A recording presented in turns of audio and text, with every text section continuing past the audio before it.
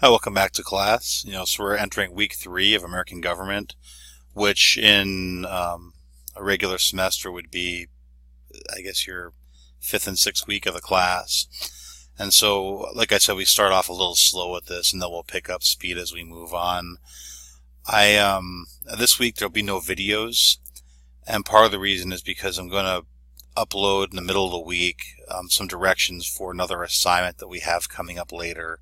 That's letter to the editor assignment. And so I'll give you a little bit extra time to work on that. So I'll probably have that loaded Tuesday or Wednesday evening of this week. But this week we have no videos. But what we're going to do is we're going to read the second and third chapter of the textbook, take quizzes, respond to last week's discussion threads, and post some original posts in the week 3 discussion. Plus, we're going to do an assignment on the First Amendment, and this assignment is going to be set up as more of a social process assignment, so it's going to be in a discussion thread. I used to have this as its own discussion piece, and then I had it as a Dropbox, and I'm going to make this somewhat in between, and so this will take place over a couple weeks.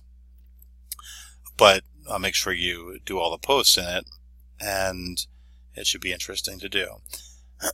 So again, we're going to read chapters 2 and 3 of the text. I do recommend in all my classes that you first read the book, and then you go back and take your quiz, open book, and respond of open book to your quiz questions. And there'll be 2 quizzes. So let's work my way down here, and you can see how we're going to see it. So we're going to have quiz 2 and 3 and week 3 discussion forum. And of course, this looks different for me than you're going to see it. This discussion forum you're going to first discuss on what the textbook author is discussing. And this textbook is actually, for an American government textbook, is very readable. And I've been using this for a few semesters now, and I got great feedback on the book. People find it a much better textbook than they've had in other government classes. And so, like I said, my goal is to have this class be a lot different than a class you already took in high school. Of course, we're going to overlap some things, but we're going to have a little more analysis in it. So in doing this, we're going to discuss things that political scientists discuss. And so first, we're going to look at the idea of private government. And then we're going to look at the idea that the author puts forward is that the free market has always been fiction. So you're going to discuss if you agree, why or why not. And again, you're just going to put your initial post down. You're not going to respond to this week until the following week. You are, however, going to go back and look at the week 2 discussion and start responding back to both of those threads. So make sure you do that. This is, again, a social learning process. I believe this when I teach any class, that we should have a social element to this. So learning is social. It's a social process. And so I think you get a lot more out of it than you would from just taking quizzes. We're going to also discuss the Westboro Baptist Church, who you saw last week in their video. And they are a group that's characterized as a hate group, but they still have the ability to speak, and that is discussed in that video. So I'm going to have you read these directions here on this discussion forum. It goes over what you're going to discuss. There is a link here. You may have to copy this and paste it to your browser. It just depends on your computer. And it's from the Southern Poverty Law Center, which is a group that monitors hate groups. And they actually discuss exactly what Westboro Baptist Church is.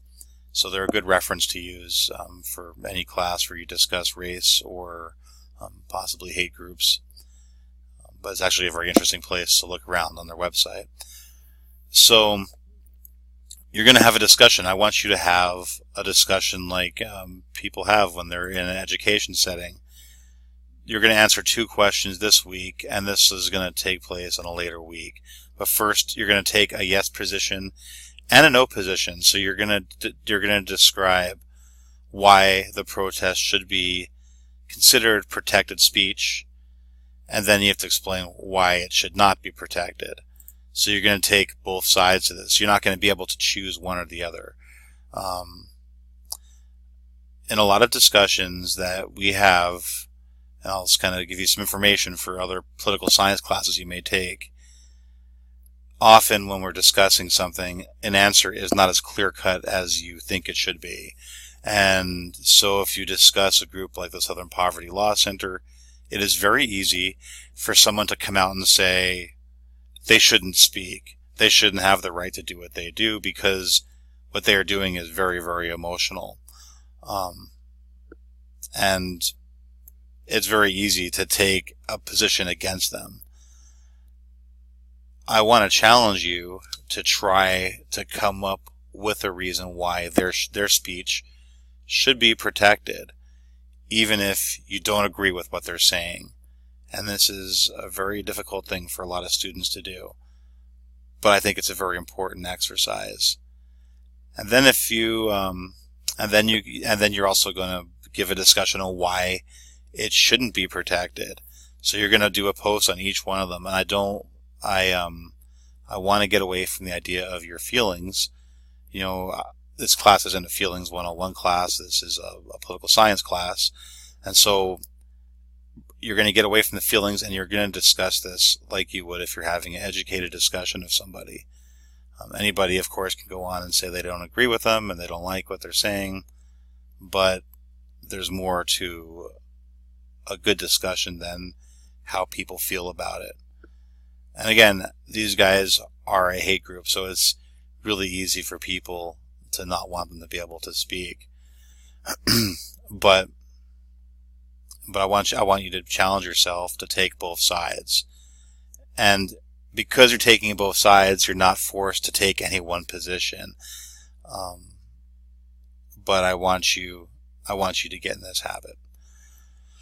All right, so if you have any questions on this, please send me an email. It's usually not as difficult as I'm explaining it to be. Most people are able to go on here and do this. I do have links to PDFs of the 2nd and 3rd chapter of the textbook. A year ago, we were slow in getting some copies of this book, and I got permission from the author to go ahead and upload a couple of chapters. But these will be the last chapters that I'll upload. If you don't have a book, you have to get a book for this class, so please make sure you do that. Again, as you're doing your discussions, and this is going to look different for you than I see it, of course, you make sure you have all your discussions for your introduction. You know, I'm going to grade these tomorrow, so I want to make sure you have all of your initial posts, so your introduction, and at least 3 responses, and you've read everybody else's discussion.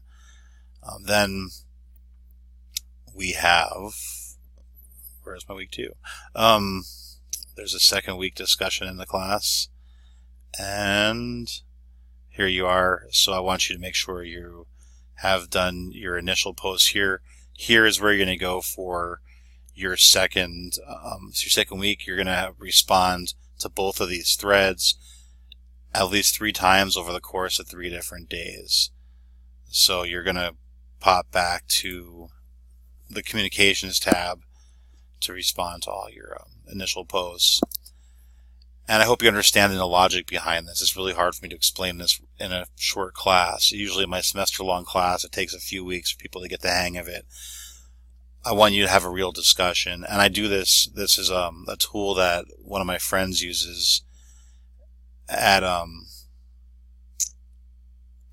his school. And so what he does is he makes sure people have a discussion. The other option we could have for this is to have you have your initial post by Wednesday and then log on 3 different days. The way this is set up, you could do all your stuff for the week with 3 logins in 1 week. So you can log on one day, get the bulk of your work done, and then 2 more days and have your discussion. So I think it's a lot easier this way. But if you have any questions, make sure you send me an email and I will get back to you. And again, there will be another assignment popping up in the middle of this week. It's not a very long assignment, but the reason I'm going to do it early is because I can give you some extra credit with this assignment if you just go an extra step, which isn't hard, and I have people do it every single semester. So if you have any questions, feel free to reach out to me. I log on every day. As you'll see, usually except for Saturday, I usually take at least one day off. But if you, like I said, if you have any questions, feel free to get a hold of me. If you want to talk, you can send me a phone number and a good time to reach you, and I can have a telephone conference, or we can just discuss over email. It's totally your choice. But again, well, thank you so much for all your hard work. You guys are doing great so far, and I'm enjoying reading your discussions.